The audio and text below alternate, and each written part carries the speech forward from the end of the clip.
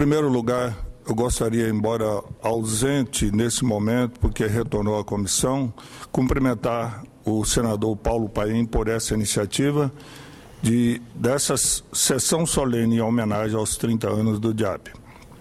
Cumprimentar o senador Rodrigo Hollenberg, que aqui está nos prestigiando e presidindo essa sessão neste momento.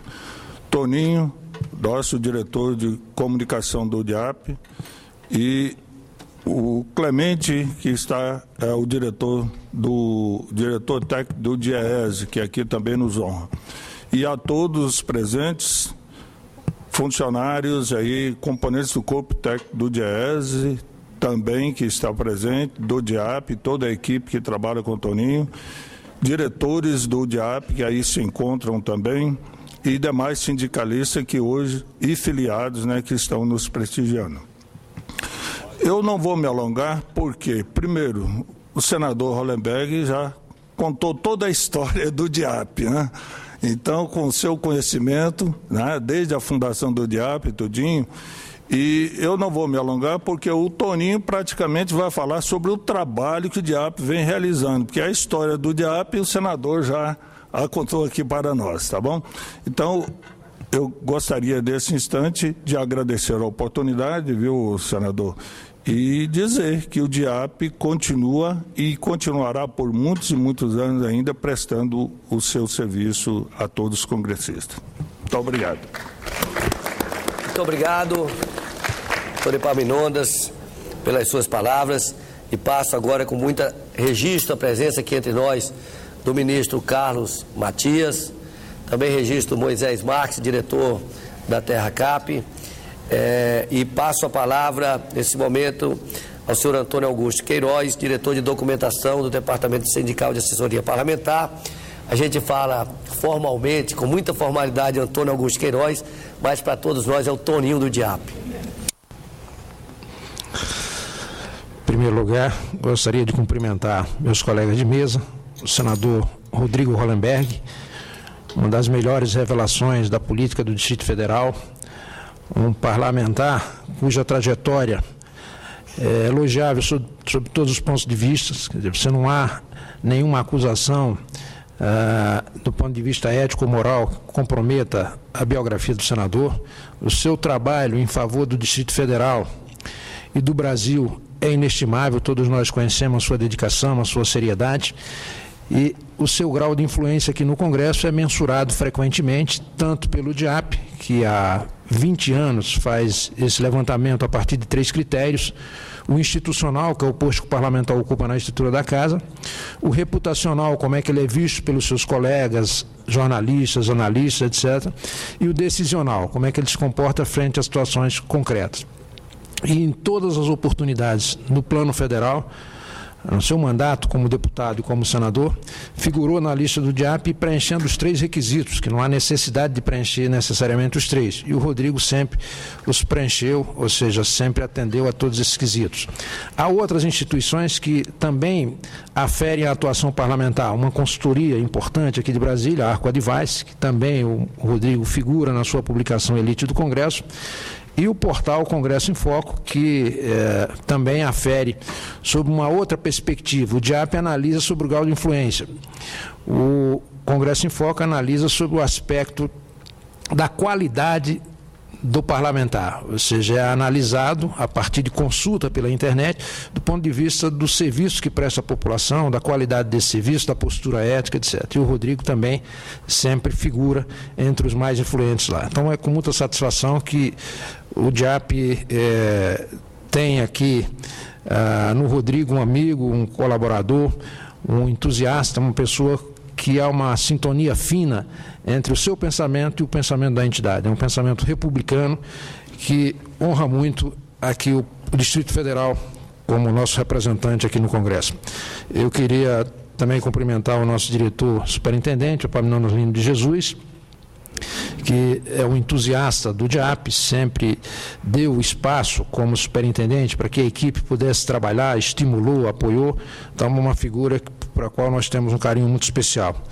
É também motivo de alegria a presença aqui do Clemente Gans, que é diretor técnico de uma entidade co-irmã, o DIEESE, cuja trajetória e a história todos nós conhecemos pela sua importância, especialmente no levantamento dos dados a respeito do custo de vida, dos acordos salariais. O DIEESE, por exemplo, cumpriu um papel fundamental na época da ditadura, denunciando a manipulação de dados e estatísticas do ponto de vista do interesse dos trabalhadores, reduzindo o impacto da inflação para evitar que houvessem reajustes semelhantes ou compatíveis ou assemelhados àquilo que efetivamente ocorreu do ponto de vista do custo de vida. E mais recentemente,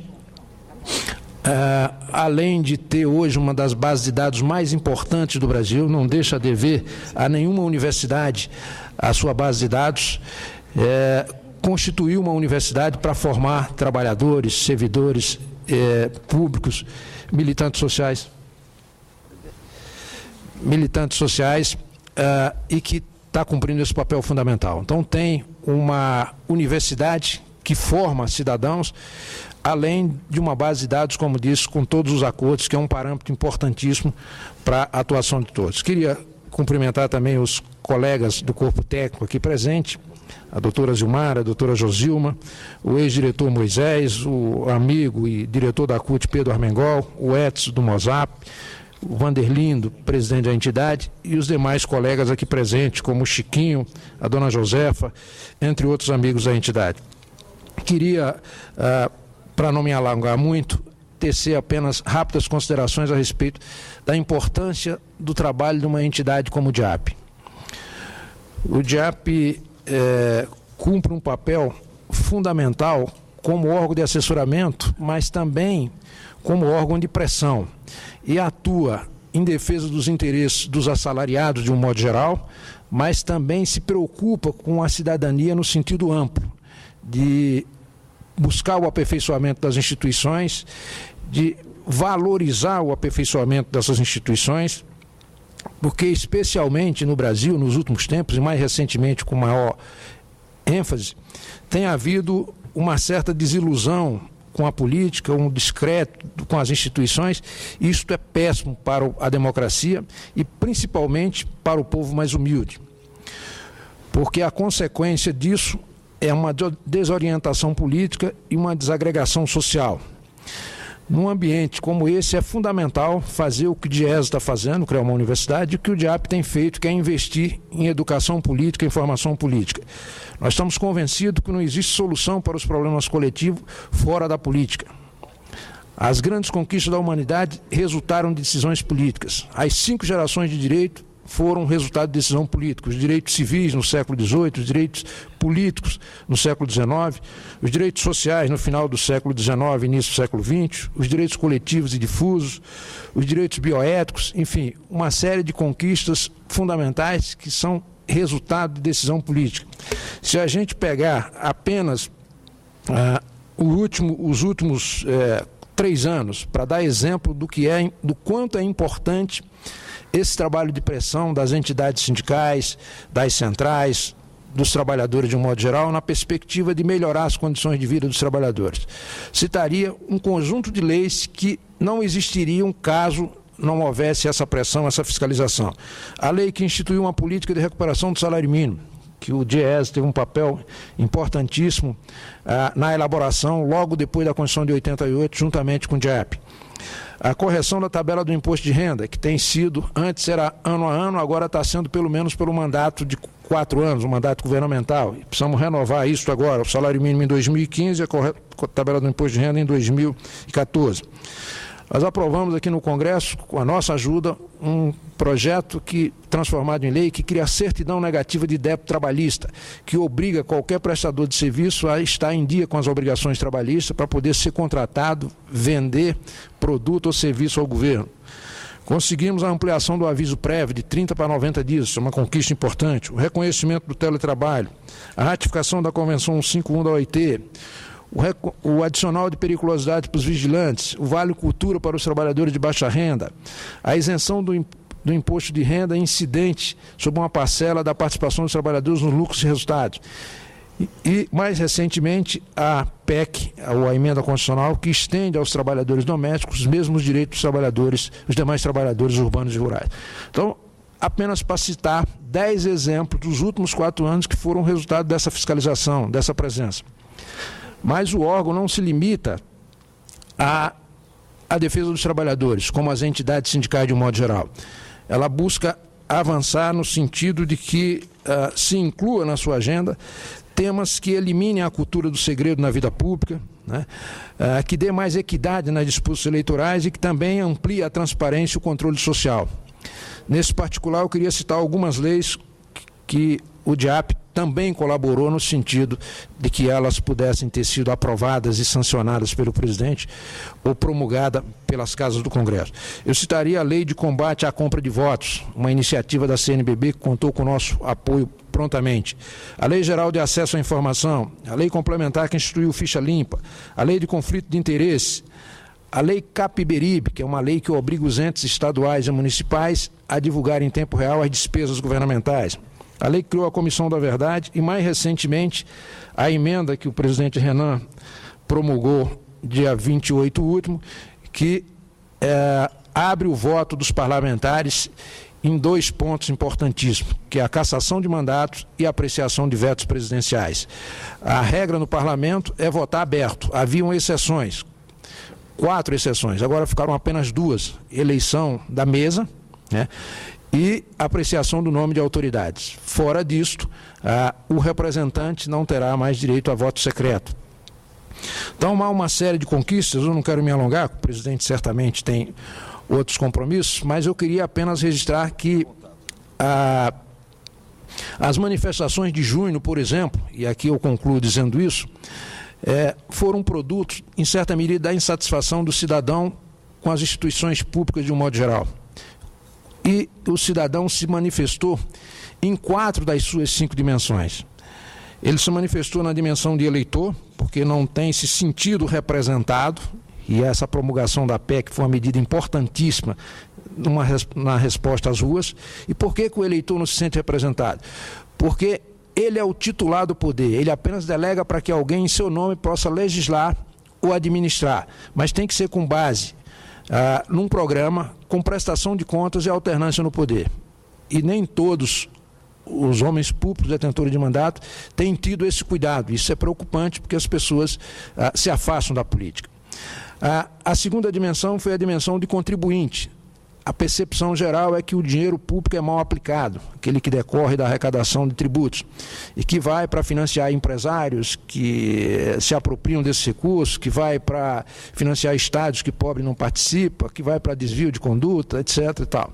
Então, isso tudo leva a que as pessoas tenham essa visão parcial, focada nesse aspecto. Isso é fundamental, é importante, mas isso não é tudo. As políticas públicas que o Brasil oferece são responsáveis pela paz social neste país. Não tenho tempo aqui para detalhar esses aspectos, mas, de qualquer maneira, esse protesto na dimensão de contribuinte enfocou, basicamente, esses 3 pontos mencionados. A condição manifestou-se também, se indignou na condição de usuário de serviço público. Os serviços públicos são de má qualidade. E o que é curioso é que não é apenas para os pobres. Qual é a diferença entre o pobre e o rico no trânsito? É que um vai dentro do automóvel e o outro vai dentro do ônibus, mas ambos ficam engarrafados. Na área de saúde, a mesma coisa. Tem um plano de saúde ou ir para o SUS, as duas situações vão esperar do mesmo jeito, né? A única diferença que ainda faz é na educação. Na segurança é a mesma situação. E, por último, a dimensão de consumidor, temeroso de que a inflação retornasse, que o juro voltasse a subir e, portanto, a sua condição de vida piorasse dessa perspectiva. Por que essas manifestações não tiveram uma dimensão maior ou não se mantiveram ao longo do tempo? Embora eu acho que elas voltem em 2014, por conta da eleição presidencial e da Copa.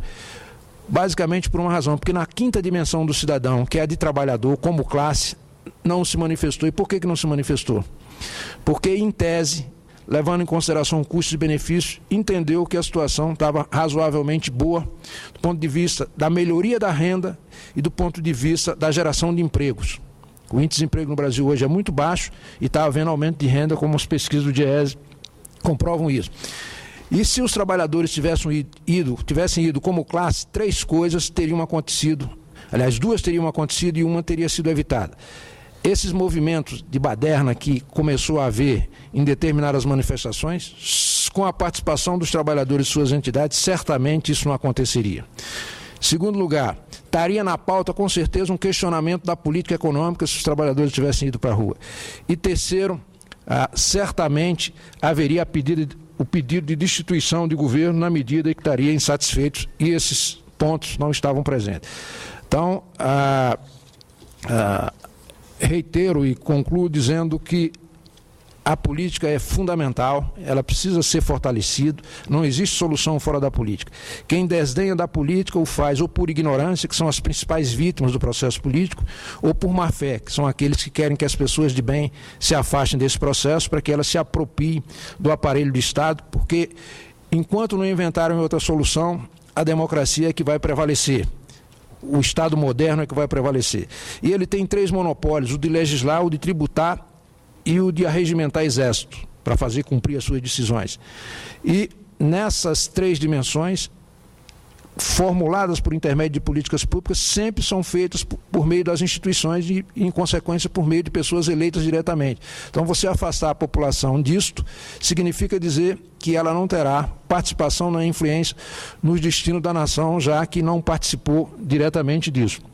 Anular o voto, por exemplo, não faz nenhum efeito, é um protesto individual, mas que não é considerado para efeito de resultado eleitoral. Se todo mundo anular um votar, aquele voto valida quem foi eleito e, portanto, ele vai decidir, embora sem a legitimidade requerida. Então é importante fortalecer a política. Eu quero, então, concluir aqui agradecendo a presidência do presidente Renan, um democrata, um homem que nas publicações do DIAP sempre figura entre aqueles mais influentes, tanto no critério do DIAP, que eu já mencionei aqui, quanto no critério dos próprios parlamentares que votam livre e espontaneamente para escolher, na visão deles, os mais influentes, e o senador Renan sempre figurou nesses 2 levantamentos, tanto nos 100 mais influentes quanto nos 10 mais influentes.